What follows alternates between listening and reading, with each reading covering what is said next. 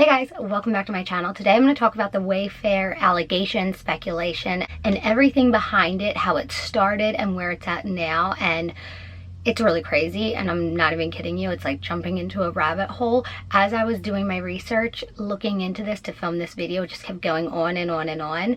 And honestly, I don't think we're anywhere close to the end of it. These type of big rings have been said to be going on forever, and I feel like with social media right now, it's really hard to hide stuff. So I feel like a lot has been coming out since like everything with Epstein. It's becoming more hard to hide these type of things. The information in this video, I'm gonna warn you, is really disturbing. So here we go, let's get into it. So the theory goes is that a user on Reddit started saying that they're speculating that Wayfair is involved in the trafficking of humans. What's being speculated is that hundreds of pillows and cabinets have been listing these products for extremely expensive amounts of money for a cabinet and typical throw pillows. I want to be sure to add in here that Wayfair did come out with a statement, of course, denying the claims, and I'm going to read the statement really fast. It says the products in question are industrial grade cabinets that are accurately priced, recognizing that the photos and descriptions provided by the supplier did not adequately explain the high price point. We have temporarily removed the products. When they were asked about the high-priced pillows as well, they said it was an error. Now, also, if you look at the cabinets and the pillows, they all have names that are pretty rare names. They're not very common names. And the Reddit users put it together that when you look up the names of the pillows in the cabinets, it leads you back to a lot of young people who have went missing. Now, if you look at these storage units, they're like $14,000, $15,000. What's weird is it'll be the same storage unit as another one, but they're both priced differently, but the storage unit is named differently. Now, I want to be sure to put this in here too.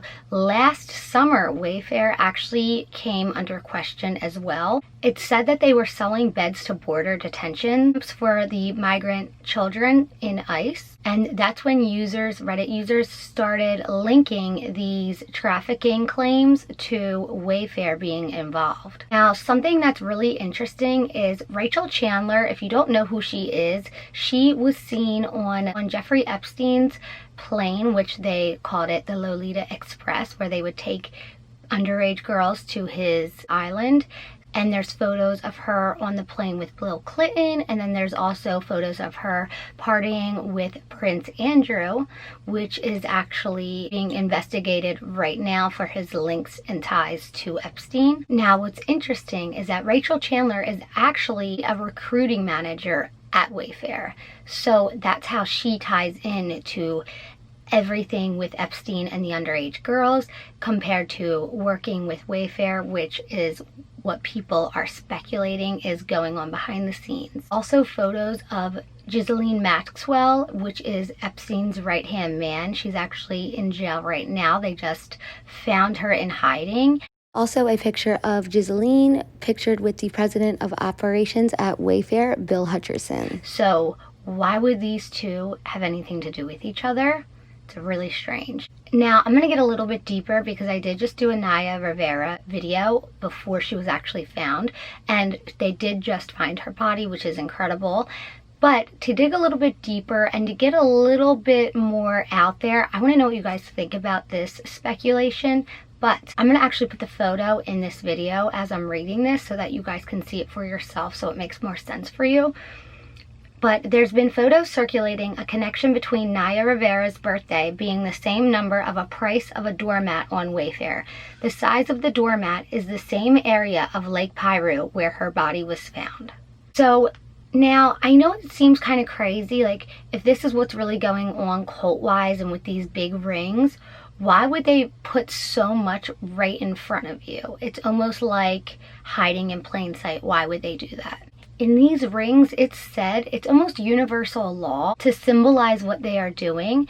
It's almost kind of like using it as a swingers type of thing. For example, a swingers nightclub might have extra, like symbols on the outside, things like that, so people who are into that almost know that it's welcome there without having to actually put signs up that says it. So it's like hiding in plain sight, so that if you know what you're looking for, you can see it and, you know, be like, oh, this is it, this is what that type of feel. It's also known too that they leave clues for the traffickers to be able to find which listings and what's for them.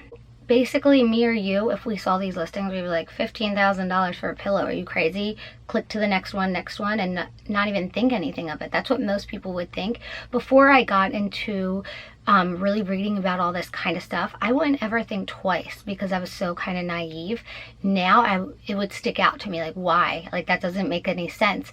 And so that's kind of the reason they leave these symbols. So I want to know what your guys' thoughts are on all of this. I want to know what you think. Do you think it's kind of like reaching? Do you think it's a little far-fetched? Are you thinking that, yeah, that's what they do, they put it in plain sight, so when you talk about it, people are like, wow, you're crazy, and they totally disregard it? I want to know below what your thoughts on it are. Do you think it's legit, or do you think it's kind of a little bit made up and crazy? So I love you guys. I hope you like this video, and I'll see you soon.